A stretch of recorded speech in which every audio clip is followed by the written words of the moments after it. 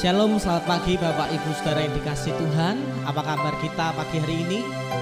Sebelum kita memulai setiap aktivitas kehidupan kita pada pagi hari ini, mari kita hampiri tahta hadirat Tuhan.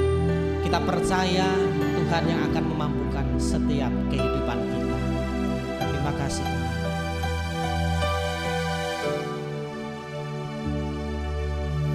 Basuh aku di dalam darah-Mu, anak domba.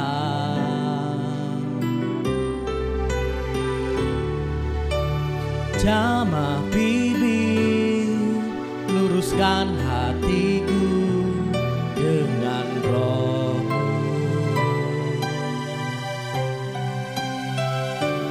Ku rindu kemuliaan Tuhan, lebih dari segala harta.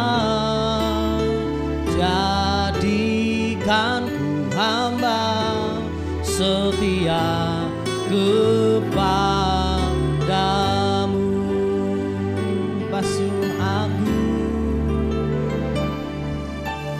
Basuh aku di dalam darah-Mu, anak domba.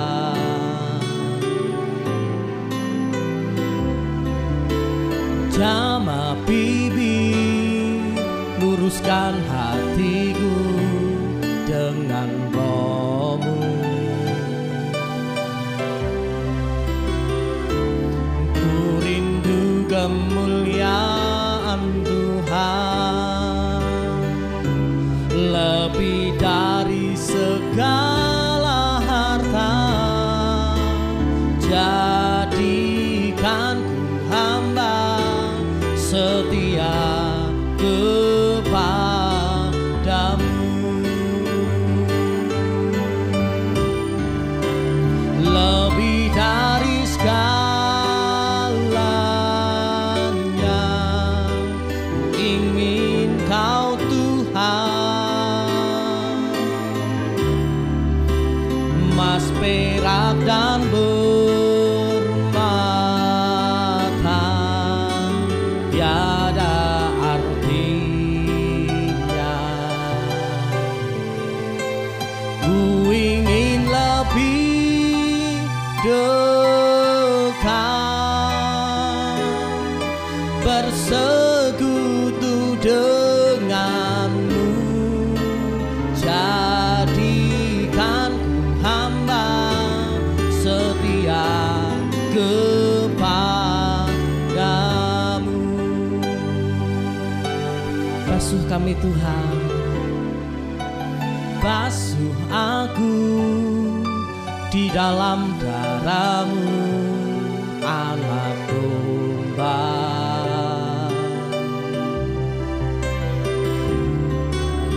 Jamah bibir, luruskan hatiku dengan Roh-Mu.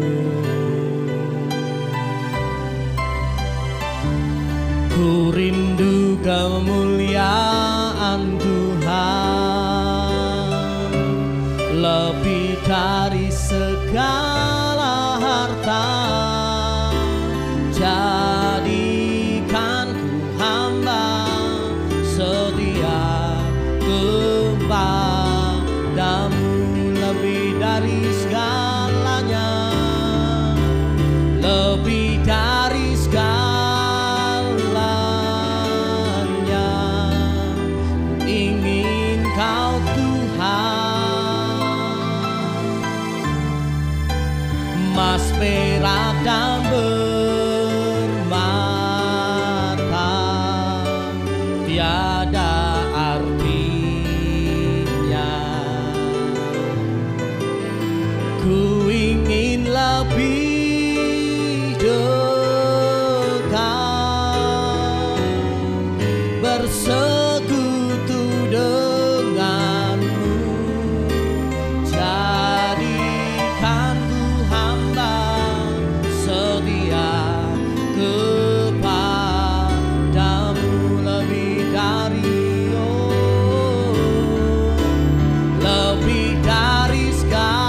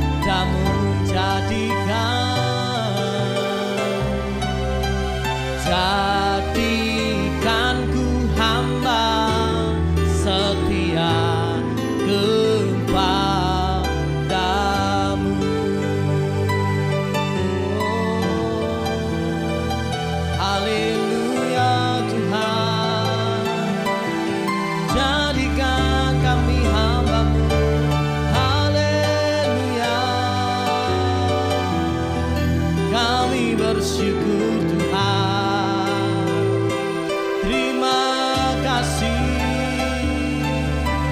buat kebaikan-Mu, buat kasih setia-Mu Tuhan yang Kau nyatakan dalam hidup kami. Terima kasih Tuhan, tiada yang seperti-Mu, layak disembah. Haleluya.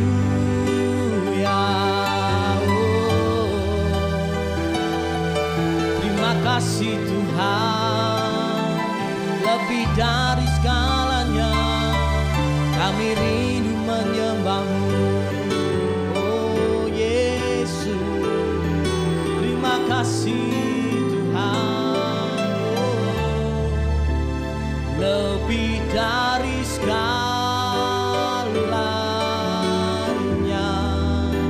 ku ingin Kau Tuhan. Emas, perak dan permata tiada artinya. Ku ingin lebih dekat bersekutu dengan-Mu. Jadikan ku hamba setia kepada-Mu.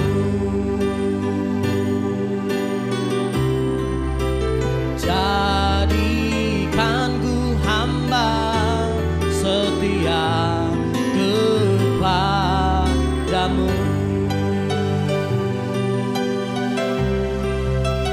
Jadikan ku hamba berkenan kepadamu. Jadikan hamba-Mu ya Tuhan setiap kami pagi hari ini. Kalau sebentar Tuhan kami dengar firman-Mu, biarlah kami buka hati kami untuk kebenaran firman-Mu. Dalam nama Yesus, haleluya, amin. Shalom. Baik, kita akan belajar kebenaran firman Tuhan hari ini.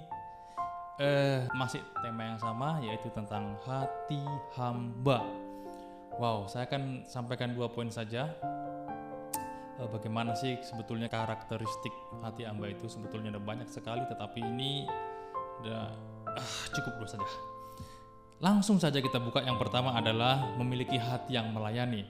Kita buka dalam Markus pasal yang ke-10 ayat yang ke-43. Demikian bunyi firman Tuhan. Tidaklah demikian di antara kamu, barang siapa ingin menjadi besar di antara kamu, hendaklah ia menjadi pelayanmu. Dan barang siapa ingin menjadi yang terkemuka di antara kamu, hendaklah ia menjadi hamba untuk semuanya. Wow. Saudara yang terkasih dalam nama Yesus Kristus, untuk kita menjadi orang yang memiliki hati hamba, yang pertama adalah kita memiliki hati yang melayani. Barang siapa yang ingin menjadi besar di antara kamu, hendaklah ia menjadi pelayanmu. Berarti kita harus memiliki hati yang melayani. Nah, ada sebuah ilustrasi, ini hanya ilustrasi. Satu ketika seekor harimau terlepas dan dia berkeliaran kemana-mana. Karena merasa terancam, dia bersembunyi. Harimau tersebut bersembunyi di sebuah tempat perkantoran. Kebetulan dia bersembunyi di toilet eksekutif, di mana yang ke toilet tadi orang-orang besar. Nah, harimau tadi kelaparan dan sangat lapar. Dia akan menyantap siapa saja yang datang ke sana. Nah, satu ketika datanglah kepala HRD masuk ke toilet tadi. Wah, harimau tadi pun akan begitu sangat sukacita. Dia hajar tadi kepala HRD tadi dimakannya. Dan perusahaan tadi nggak begitu ada kegaduhan, biasa-biasa saja. Karena mungkin biasa libur, kalau nggak kelihatan kan gitu, mungkin libur. Nah, suatu hari yang kedua, presiden direktur datang ke toilet tersebut. Harimau tadi pun memakan presiden direktur tadi. Tidak ada kegaduhan. Hari yang ketiga, datanglah office boy ke toilet tadi. Karena meskipun toilet itu bintang 5 sekalipun, toilet kelas atas sekalipun, pasti yang membersihkannya office boy. Ya toh? Nah, begitu office boy datang tadi, membersihkan toilet tadi, dimakan juga sama harimau tadi. Tetapi yang menjadi heran ketika office boy tadi dimakan, terjadi kegaduhan di perusahaan tadi. Kenapa? Karena semua orang mencari office boy. Mana office boy tadi? Saya butuh fotokopi, dia kok nggak kelihatan. Meja saya kenapa tidak dilap?